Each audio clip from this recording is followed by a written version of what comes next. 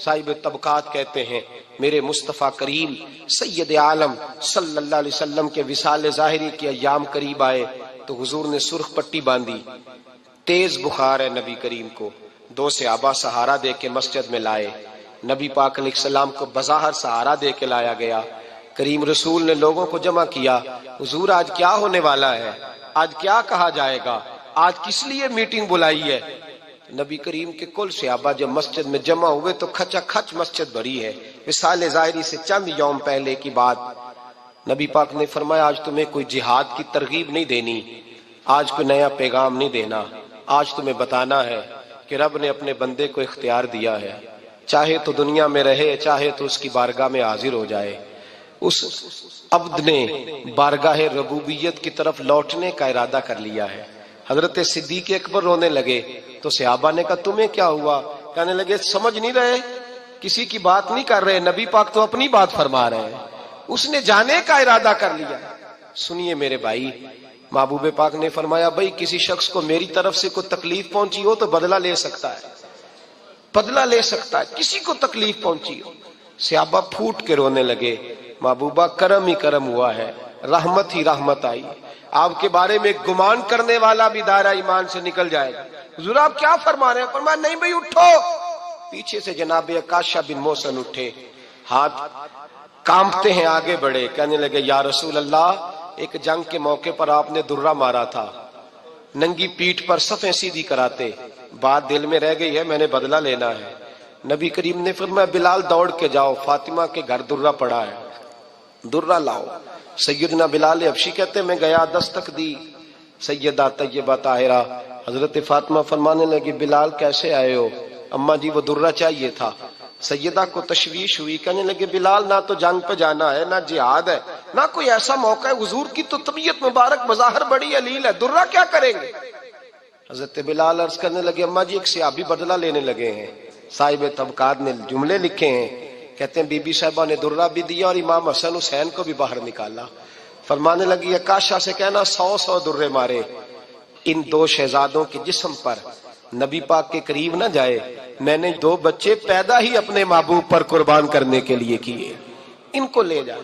حضرت بلال کہتے ہیں میں 2 شہزادے لے کے آیا، اور جب دروازے میں میں لے کے پہنچا تو نبی پاک نے دیکھا تو آنکھوں میں آنسو آ گئے، فرمایا ان کو بٹھا دو، مجھے پتا ہے فاطمہ نے کیا کہہ کے بھیجا ہے۔ حضرت سیدنا بلال فرماتے ہیں درہ میں نے جناب عکاشہ کو دیا، حضرت عکاشہ درہ لے کے آگے جو بڑھے تو حضرت ابو بکر صدیق نے ان کے پیروں پہ ہاتھ رکھا، فرمایا عکاشہ میری طرف آ یار، مجھے مار درے، نبی پاک کے قریب نہ جا۔ مصطفیٰ کریم نے فرمایا ابو بکر تو ہٹ جا، اسے آنے دے۔ فرماتے ہیں میں چند قدم آگے گیا تو مولا علی شیر خدا نے میرے پیر پہ ہاتھ رکھا، کہنے لگے عکاشہ سوچ تو صحیح تو کیا کر رہا ہے؟ حضور نے فرمایا علی ہٹ جاؤ، میرا اور ان کا معاملہ ہے۔ جناب عکاشہ آگے بڑھ رہے، نبی کریم نے فرمایا میں اپنی امت کو درس دینا چاہتا ہوں، خبردار خبردار زندگی میں تمہارے ہاتھ سے زبان سے کسی کو تکلیف نہ پہنچنے پائے، خبردار یاد رکھنا وہ معاشرے بگڑ جاتے ہیں، وہ معاشرے تباہ کر دیے جاتے ہیں جہاں ظلم ہوتا ہے، جہاں زیادتی ہوتی ہے، جہاں لوگوں کو ستایا جاتا ہے۔ محبوب کریم کے قریب آئے حضرت عکاشہ کا حضور میری پیٹھ ننگی تھی، آپ بھی ذرا کپڑا ہٹائیے۔ نبی کریم نے پیٹھ سے کپڑا ہٹایا، جناب عکاشہ نے درہ جو اٹھایا تو صحابہ کی چیخیں نکلی، حضرت عکاشہ نے درہ دور پھینکا، حضور کے بطن اطہر سے لپٹ گئے، چومنے لگے، کہنے لگے حضور وہ تو صفیں سیدھی کراتے لگ گیا تھا، آپ نے کہاں مارا تھا؟ یا رسول اللہ میں تو بہانہ بنا رہا تھا کہ جاتی دفعہ مجھے وجود چومنے کا موقع نصیب ہو جائے، مجھے یہ موقع نصیب ہو جائے۔ میرے حبیب نے فرمایا جس نے جنتی دیکھنا ہو میرے عکاشہ کی زیارت کر لے۔ بھائی ظلم کا دروازہ کھلا ہوا ہے اور لوگ بھول جاتے ہیں زیادتی کرتے ہوئے، وہ بہو سے ہی کیوں نہ کریں، وہ اپنے گھر کے بھول جاتے ہیں کہ شاید پوچھنے والا کوئی نہیں، شاید میزان نہیں لگے گا۔ ایران کے بادشاہ نے اپنے بیٹے کو پڑھانے کے لیے ایک استاد صاحب کا بندوبست کیا، استاد صاحب کو کہا کہ میرے بچے کو دین پڑھائیے، میں چاہتا ہوں کل اس نے عنان حکومت کو سنبھالنا ہے تو یہ دین سے آگاہ ہو جائے، اس کو کچھ سکھائیے پڑھائیے۔ بہت نیک بزرگ بڑے درویش عالم پڑھانے لگے، اسباق مکمل ہو گئے، دین کے اسباق قرآن مجید پڑھایا، احادیث طیبہ کا درس دیا، اصول فقہ سے روشناس کرایا۔ جب بچے نے مکمل تعلیم حاصل کر لی اور آمین ہو گئی، دستار ہو گئی، فارغ ہو گئے، تو پھر ایک دن استاد صاحب نے کہا بیٹے کل تم نے ضرور آنا ہے، کچھ بات کرنی ہے۔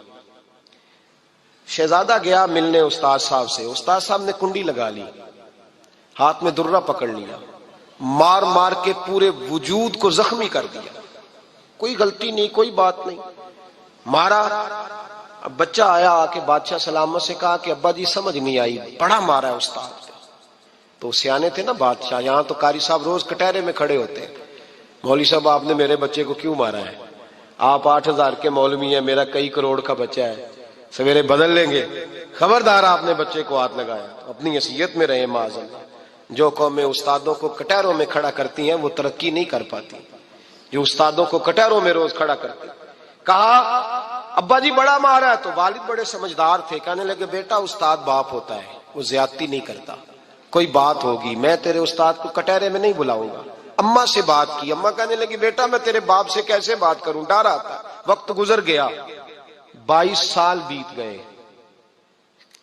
22 سال گزر گئے، بادشاہ کا انتقال ہوا، شہزادہ تخت پہ بیٹھا، پہلا حکم یہ دیا کہ میرے استاد کو بلاؤ، پہلا حکم۔ استاد جی بوڑھے ہو گئے تھے، چھڑی کے اوپر ٹیک لگا کے آئے اور بھویں سفید ہو کے جھک گئی تھیں، یوں آنکھ کھول کے بڑی مشکل سے دیکھا، کہنے لگے شہزادے حکم ہو۔ کب میں شہزادہ نہیں، اب میں بادشاہ بن گیا ہوں۔ استاد جی 22 سال بیت گئے، آپ نے مارا تھا، پر وہ درد چونکہ زیادتی کی تھی، میرا قصور کوئی نہیں تھا، تو نہ میری روح سے درد گیا ہے نہ میرے جسم سے گیا ہے، میں بے اختیار تھا، پوچھ نہیں سکتا تھا، آج با اختیار ہوا ہوں۔ سب سے پہلے پہلا حکم آپ کو دیا، بلایا ہے، بتائے کیوں مارا تھا، کیوں مجھے مارا تھا، میری زیادتی بتائے۔ تو استاد، بوڑھے استاد کی آنکھیں آنسوؤں سے بھر گئیں، کہنے لگے بیٹے بس آج کے دن کے لیے مارا تھا، یہ جو دن آ گیا نا میری زندگی میں اس لیے مارا تھا، یہ میں چاہتا تھا میری زندگی میں وقت ہے، آج کے بس میری مراد پوری ہو گئی۔ کہ صاحب کس لیے، مجھے بھی سمجھائیں۔ آپ فرمانے لگے کتنی دیر ہو گئی تجھے مار کھائے ہوئے، کتنا زمانہ بیت گیا؟ کہنے لگا 22 سال۔ فرمایا زخم بھولے تو نہیں، درد ختم تو نہیں ہوئی، تمہیں بات ایک منٹ کے لیے بھی تمہارے حافظے سے محو تو نہیں ہوئی؟ کہ استاد جی روز رات کو یاد آتی، روز خیال آتا تھا۔ استاد کہنے لگے بھائی تو بے اختیار تھا، پوچھ نہیں سکا، 22 سال تجھے یاد رہا، مجھے پتا تھا تو ایک دن حکمران بنے گا، میں نے تجھے اس لیے مارا تھا کہ بیٹے یاد رکھنا، کسی پہ ظلم نہ کرنا۔ اگر تجھے 22 سال تک یاد رہا ہے تو جس پر تو ظلم کرے گا اسے بھی قیامت تک یاد رہے گا۔ اور یہ یاد رکھنا، تو آج با اختیار ہوا تو تو نے مجھے بلا لیا ہے، قیامت کے دن غریب با اختیار ہو جائیں گے، مظلوم با اختیار ہو جائیں گے، وہ با اختیار ہوں گے للہ الواحد القہار، رب کریم کی بارگاہ کے اندر ان کا اختیار ہوگا، اکیلے اللہ کی حکمرانی ہوگی۔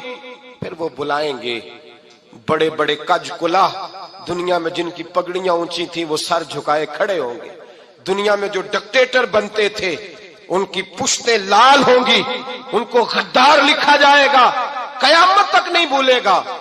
ظلم کرنا تو سوچ سمجھ کے کرنا، اتنا کرنا جتنا تم سہ سکتے ہو۔ جب تک آپ سویرے نہیں اٹھتے، آپ اللہ اللہ نہیں کرتے، آپ کو نوافل کا چسکا نہیں، عبادت کا مزہ نہیں، فرمایا میری عبادت کرو، یہ شوق پیدا کرو، میں نے تمہیں پیدا کیا ہے۔ ہم لوگوں کے نشے مختلف نشے، بڑا عجیب رنگ ہے۔ محفل کی صدارت کرنے والے بڑے پیر صاحب، بڑے القابات، بیچ میں سے بندہ تلاش کرنے سے بھی نہیں مل رہا، اتنے بڑے لقب ہیں اس کے، لیکن وہ سج سنور کے 2.5 گھنٹے بیٹھا رہا محفل میں، اور نماز کا وقت آیا تو اس نے مختصر سی پڑھی، وہ نکل گیا، ہلکے سے سجدے کیے، اتنا بڑا عشق رسول، نعت خواں، ہو کیا بات ہے، اور عشق رسول کا بہت بڑا پیغام اور بہت بڑا مبلغ، وہ بیچارہ سمجھ ہی نہیں سکا کہ اللہ کے رسول نے فرمایا تو نماز پڑھ میری آنکھیں ٹھنڈی ہو جائیں گی۔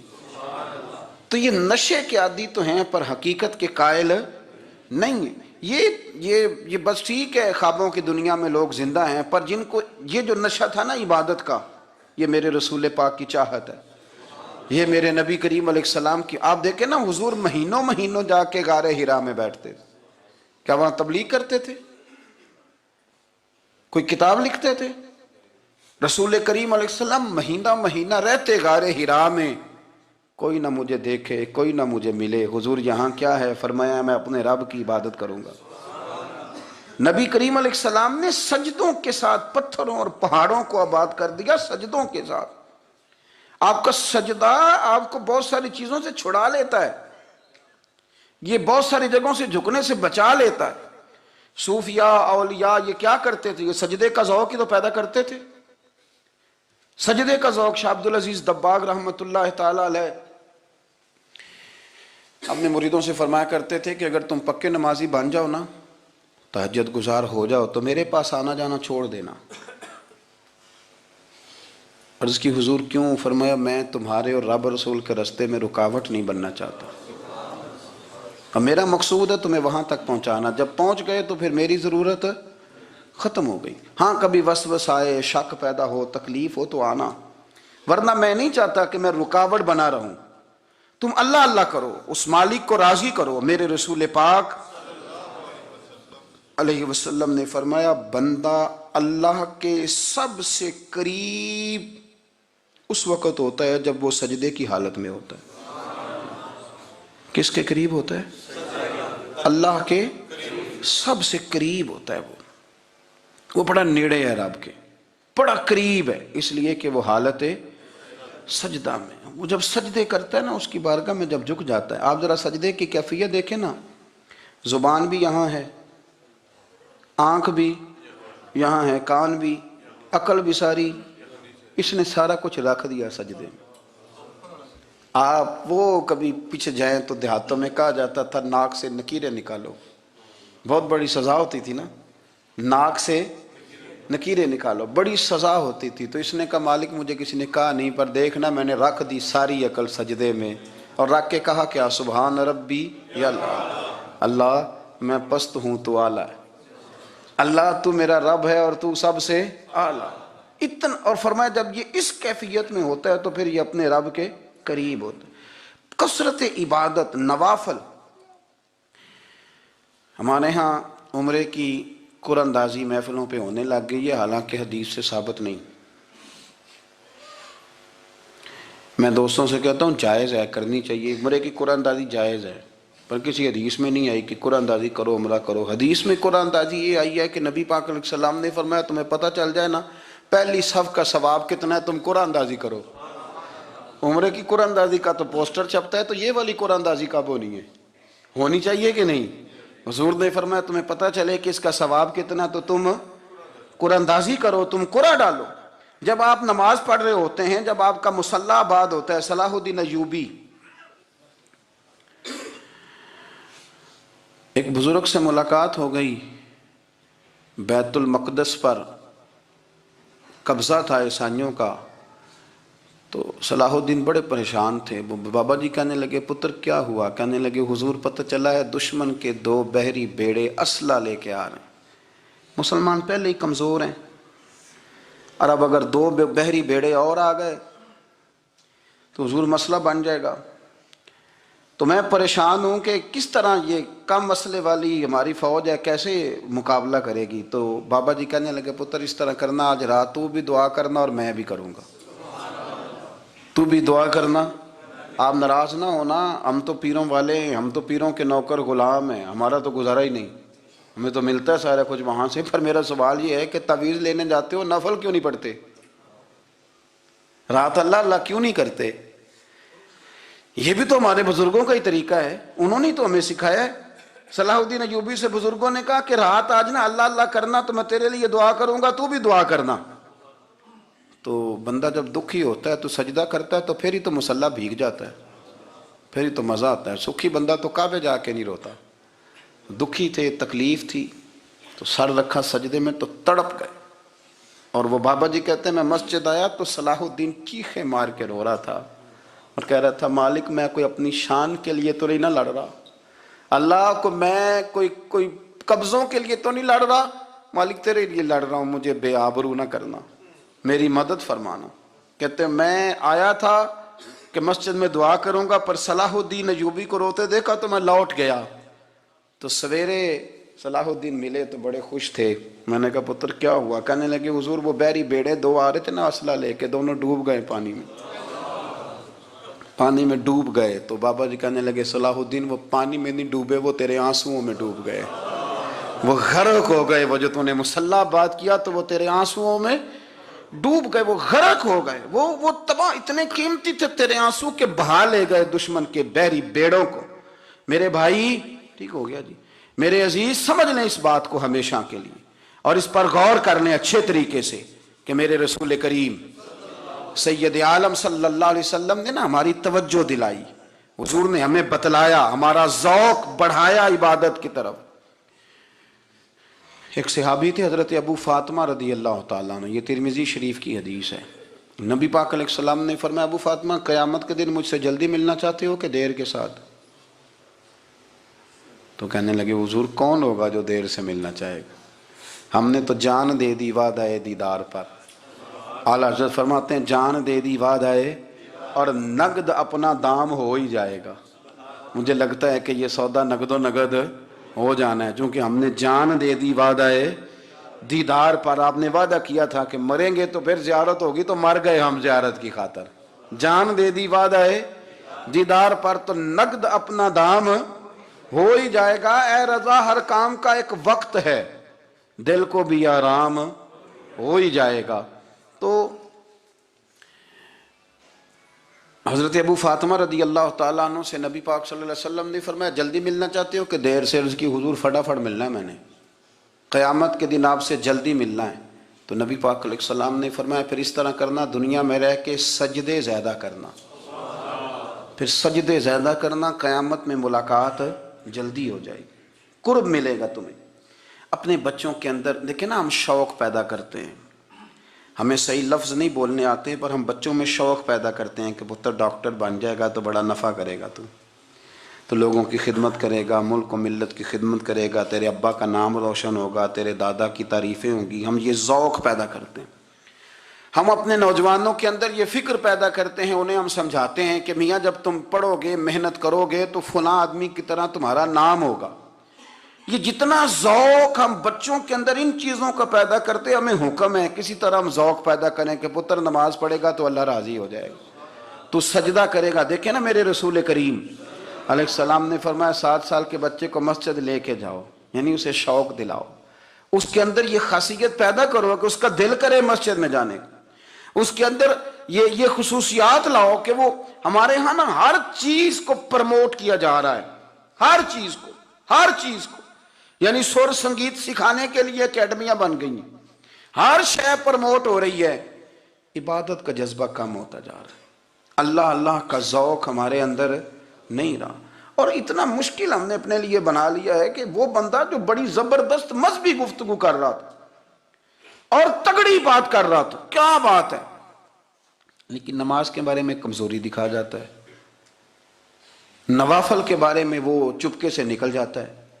امام احمد بن حنبل رحمۃ اللہ تعالی علیہ, مسند امام احمد بن حنبل 14 جلدوں میں ہے مارکیٹ میں, اور مجھے تو خیر پسند ہی بڑی ہے, میں نے تو کئی دفعہ پڑھی ہے. اور کیا بات ہے امام احمد بن حنبل کی, کیسے تگڑے قسم کے محدث تھے, اور اللہ نے کتنا انہیں اعزاز عطا فرمایا ہوا تھا. یہ کوڑے بھی کھاتے تھے دین کی خاطر, سارا کرتا لہو سے بھر بھی جایا کرتا تھا. بڑا اعزاز والا شخص تھے, بڑے اعزاز والے. حدیثیں جمع کرنا, حدیثیں لکھنا, حدیث پڑھانا, سارا دن رہتے تھے. کہہ سکتے تھے کہ میں کر تو رہا ہوں کام, اور حدیث بھی موجود ہے کہ عالم عابد سے افضل ہوتا ہے, پر اس کے باوجود امام احمد بن حنبل رحمۃ اللہ علیہ 300 نفل فرض نمازوں کے علاوہ پڑھا کرتے تھے. 300 نوافل روز پڑھا کرتے تھے. ان کے بیٹے نے کہا ابا جی مکان خریدنا ہے تو کوئی جگہ کہاں کر کے لوں, بہت ساری آبادیاں. تو فرمایا پتر وہاں لینا جہاں مسجد قریب ہو. میرے رسول کریم سید عالم صلی اللہ علیہ وسلم اتنا پسند کرتے مسجد کو, اتنا پسند کرتے نماز کو, کہ رسول کریم صلی اللہ علیہ وسلم تہجد کی نماز بھی پڑھتے, پھر حضور فجر کی نماز بھی پڑھتے. نبی پاک وتر کو الگ کر کے پڑھتے, عشاء کے ساتھ نہیں پڑھتے. یہ تو ہم اس لیے اجازت دی ہمارے بزرگوں نے کہ بعد میں اٹھے گا کون علیحدہ وتر پڑھنے کے لیے, عشاء کے ساتھ پڑھ لے. وطر پڑھتے، تہجد پڑھتے، فجر پڑھتے، اشراق پڑھتے، چاشت پڑھتے، پھر مغرب کی نماز کے بعد 6 رکعت اوابین پڑھتے، پھر رات کو صلاۃ اللیل پڑھتے۔ سیدہ عائشہ صدیقہ کہتی ہیں زمانہ سو جاتا اور میرے رسول مصلی بچھا کے کھڑے ہو جاتے۔ او یار، کھیتی باڑی کر کے نہیں، محنت مزدوری کر کے نہیں۔ جناب عائشہ کہتی ہیں میں یہ بھی دیکھتی کہ حضور ایک آیت شروع کرتے تو ساری رات اسی کو پڑھتے، اور میری نظر جاتی تو قدم مبارک پہ ورم آ جاتا۔ یار نماز پڑھ پڑھ کے، اتنی مشقت کر کے، اتنی جد و جہد کر کے ورم آ گیا، یا رسول اللہ اتنی محنت کیوں کرتے ہو؟ فرمایا افلا اکون عبدا شکورا، کیا میں اپنے رب کا شکر گزار بندہ نہ بنوں؟ صحابہ کا ذوق عبادتوں کا، ریاضتوں کا، تلاوتوں کا، طبیعت ہے ان کی،